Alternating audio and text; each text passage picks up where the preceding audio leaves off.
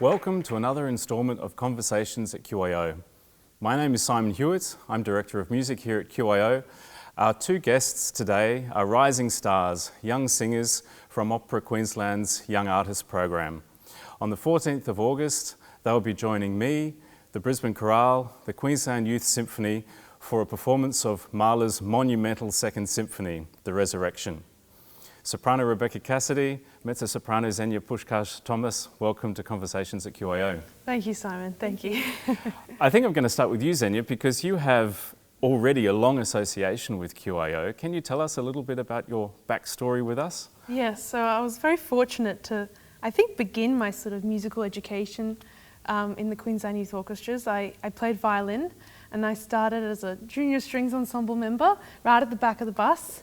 And I played violin up to QYO2 with Sergei Korshman, and through that actually I was starting to explore my singing, and Sergei sort of helped pass me on to John, who I sang for John, and then he found my first and my my mentor, Margaret Baker Genovese. So it all really started with the Queensland Youth Orchestras. Okay, yeah. And Queensland Youth Orchestras helped direct you a little bit on your path as a singer. Oh, definitely. I mean, I had my first debut with an orchestra with Queensland Youth Orchestras, and we did a few tours together as well up north and to Canberra, which was lots of fun, and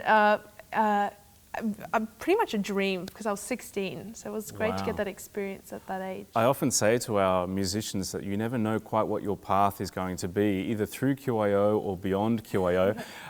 Just for the young JSE players who might be watching this interview, do you remember your very first rehearsal with JSE and how you might have felt? I probably was very nervous because I wasn't very confident on violin, if I'm honest. But what I really loved about doing the program was the fact that you really made some amazing friends, and actually a lot of the friends that I made through QYO and in the varying orchestras, they're still my friends today. So I think that sense of community within the orchestra is really amazing. And then we get to do some, incredible pieces of music that, like Tchaikovsky's Six or, Sibelius Symphony, and stuff that you, having tried to play it, you appreciate it so much more. Yeah. So making great music, but together with a group of friends, a peer group that you share that experience with. Exactly. Yeah. And Rebecca, you grew up in Townsville.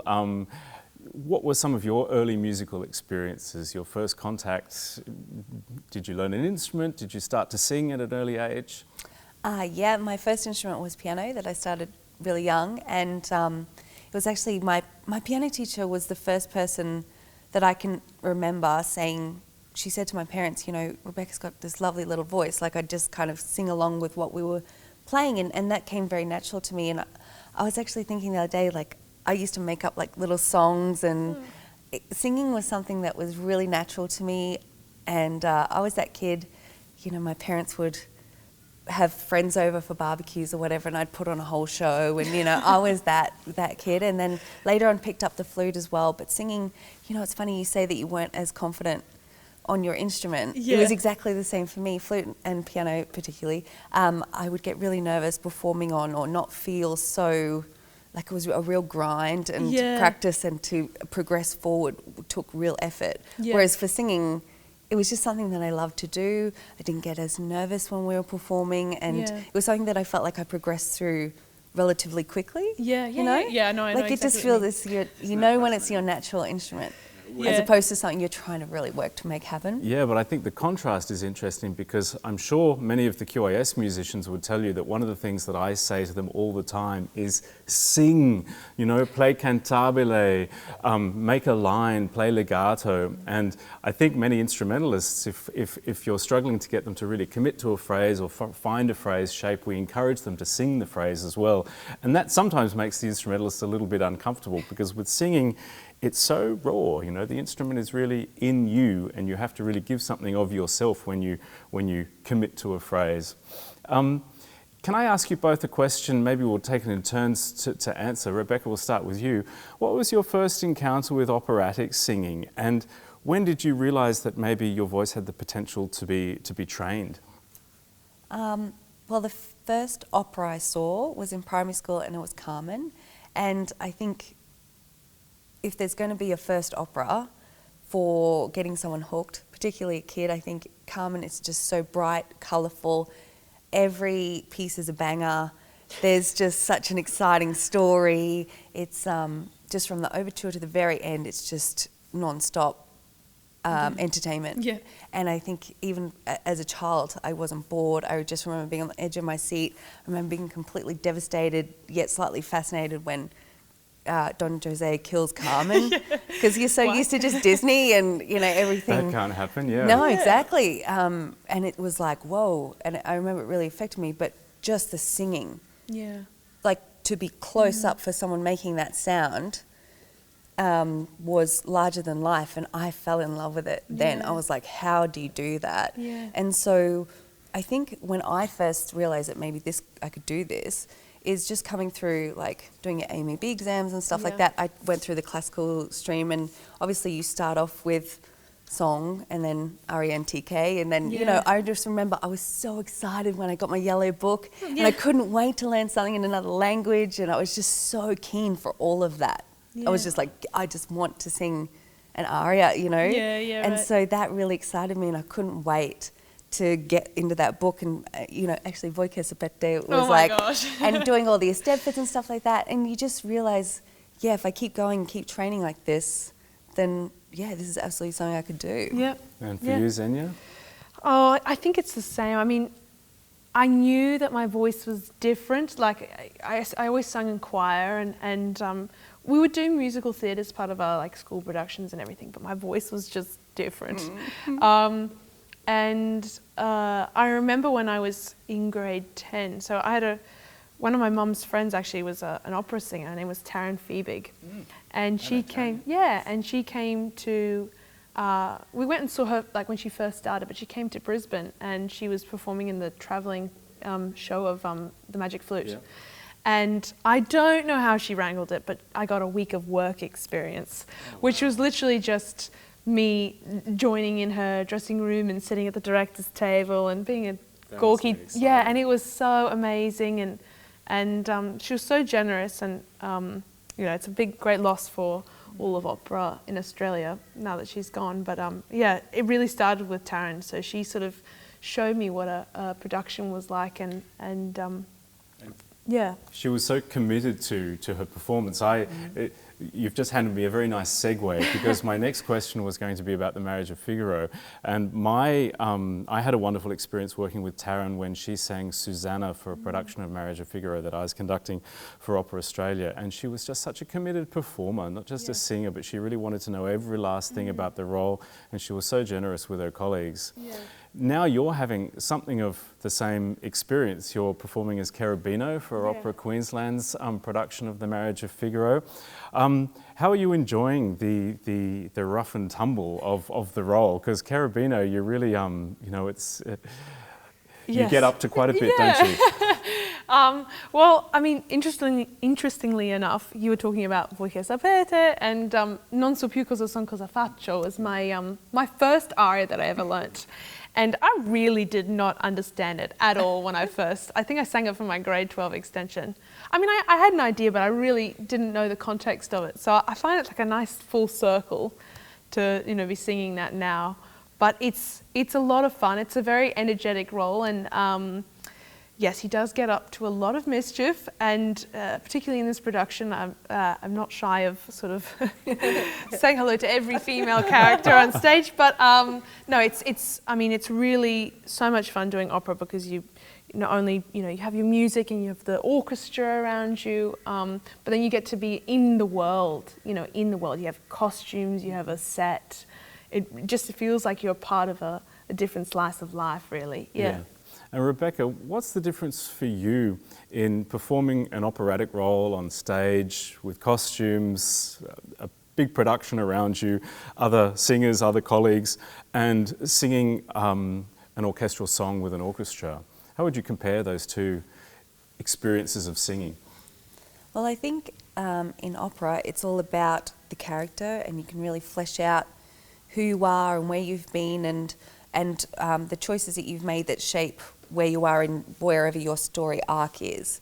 And I think as an opera singer singing opera, your entire job is to communicate what you were saying and how you were feeling and about your character and your story. Yeah. Whereas I think song, lead, orchestral song, it's more subjective. It's often about poetry and telling a story rather than a character. I mean, I suppose there's something like Winterreise or something like that, where it is someone's story or whatever, but each song is still its own story. Yeah. And it's more subjective, and I think you can bring a little more of your colour to paint pictures rather than a specific plot. Yeah. So I think that's really the difference. They take completely different parts of your singing Capabilities. capabilities. Yeah. I think it's totally different. And song is like, it's so it's inner. Yeah. Even the big stuff, it's got to be from here and small, and you're bringing people into you, whereas I feel opera, it's more we're giving. Oh, that's and a it's great this way, way to don't you describe the think? difference. Yeah. I think that's fantastic because it is exactly that, isn't it? In opera, you're giving this incredible kind of emotional experience, this exchange with other singing actors, and you're taking that out to the audience. But in a lieder recital or an orchestral song, you're coming from a point of stillness and drawing people into that. Completely. Yeah. I mean, that brings us to the Mahler Symphony that we're going to be performing together, because Xenia, if you had to describe those opening words that you sing at the beginning of the fourth movement, you know, O Röslein rot, that is perhaps the absolute moment of stillness in the heart of this colossal symphony. Yeah. How do you feel about those opening phrases? Well, I mean, it's quite intimidating, I think, because it does carry so much weight, that phrase. As you say, I think it does sum up, I think for me at least, for my part, it sums up everything that I'm about to sing. So it's really got to capture that emotion and that atmosphere. It's a really atmospheric piece, and this work is so epic. I mean, it's huge. It's colossal. I mean, we have a huge chorus. The ending, we end on like such a high, euphoric high, and we're not grappling with sort of. Sometimes we grapple with like nature and sort of like nice simple things, but this is sort of, you know, grappling with life and death and the meaning of life and what happens when we die and so forth. So it's quite heavy. So the first few, like the first three words, are got to encapsulate that. Well, for me, it's the moment where literally humanity enters the symphony. A human voice enters the symphony, because those first few movements are so dark and full of desperation and despair. And even in the third movement, it's a bit of a meditation on the meaningless of life, you know, of just life can kind of pass you by day in, day out, day in, day out. And yet when we sort of first encounter a human voice at the beginning of the fourth movement, I think Mahler's really asking us to just stop and pay attention and listen to what's most important, which is that human connection. And then I think we explore that for the rest of the symphony. Well, I mean, I was looking at the score today, and actually most of like that whole movement doesn't really go above a piano like once for my part. So it's really what you're saying, like it's very internal, it's very draws the audience in. It's not, you have to, as you're saying, make them listen. Less is more. Less is more, yes.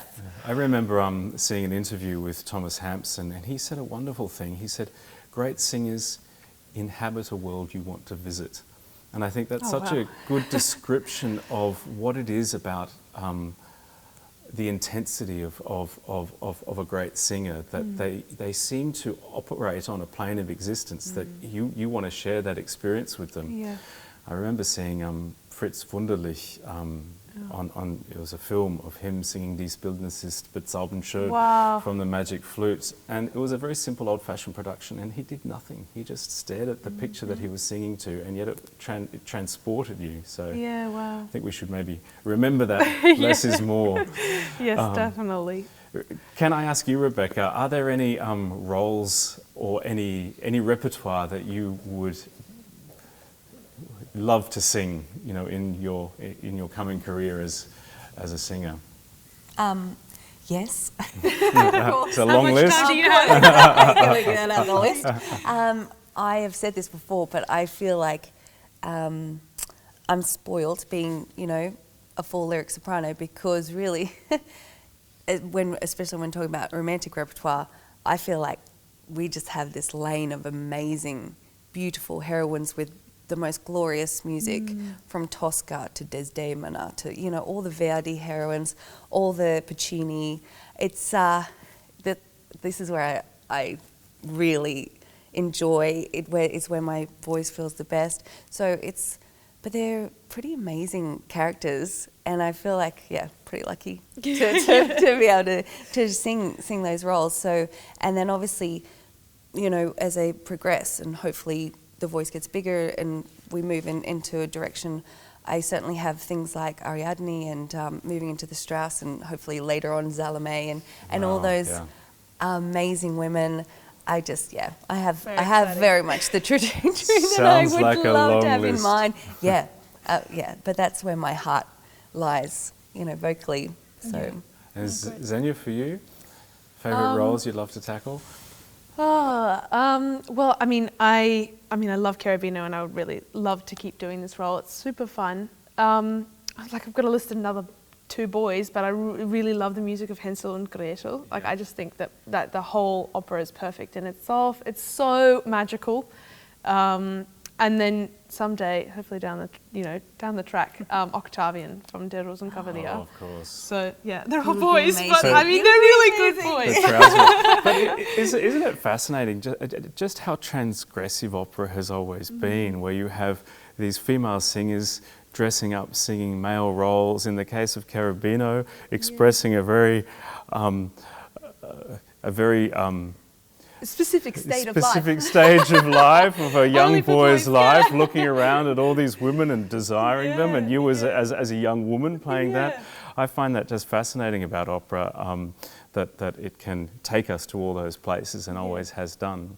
Do you have a favourite orchestral song or orchestral song cycle that you'd like to sing, Rebecca? For our songs, for sure. Of course. Yeah. She got it first. No, of course. If I could sing that, I would. Glorious. I'd probably do Scheherazade. I just think it's so beautiful. I'm hoping to do it with the piano next year. So. Yeah, wow. But to do with an orchestra would be something else. Regine Crespin is my favourite recording. I've listened to that way too many times. So. Describe for me, what does it feel like when you come into an orchestral rehearsal room and you've prepared your parts, you've perhaps had sessions with piano, and you hear the orchestral sound for the first time? What does that feel like? Well, it's really indescribable. As many people know, we have a sort of an orchestral reduction in our piano, in our practice version, and so that's played by repetiteur on the piano. And obviously these works are written for many instruments, which have so many different timbres and qualities. So being with an orchestra, you can have that quality magnified. It's just so much more complex, and the emotionality of the music is more profound. So it's really, I think it really inspires your own singing more as well. And it's really thrilling to sing with a huge body of sound behind you. So. And for you, Rebecca? Exactly the same. There's nothing better. It's when you realise this is why this art form has survived 400 years. Yeah. When you have the power of the voice matched with the power of the orchestra, unamplified, and it's just meant to be, and it's special, and not everyone can do it, and it's just, this is why we do what we do, because it's just those moments, particularly in a dramatic moment or something, and everyone's just going for it, and you just think, how incredible is this? Of which we will be doing. It is, for sure. And I think that's why it just keeps going on and on, because that thrill doesn't come to many people in that way. And it's like awesome. An emotional download. Oh, totally. But as the singer, when you're in that zone and you and the conductor right there and everyone's there, it's an amazing feeling. And I think also recordings don't always capture that either. Like in person, you can only gain that sense of. Oh, I couldn't agree shouldn't more. say that. No, well, recordings, there are amazing recordings out there, but there's nothing quite like hearing it live. the sound, I always think it's a physical experience. When you're up close to a great singer, you feel the vibrations in the air. Or when you're up close to an orchestra, you feel the vibrations through the floor. Like I still get a little adrenaline rush because it's thrilling to be in a room with an orchestra and with great singers and great instrumentalists. I have one last question. Mahler's symphonies, they take us on a colossal emotional journey, often from a place of darkness towards a place of light and hope, which is certainly the case in the Second Symphony. And I think as musicians and creative artists, we're familiar with that dramatic landscape, but also because, not only because we're interested in the drama of it, but because we know that the pathway we've chosen isn't always an easy one.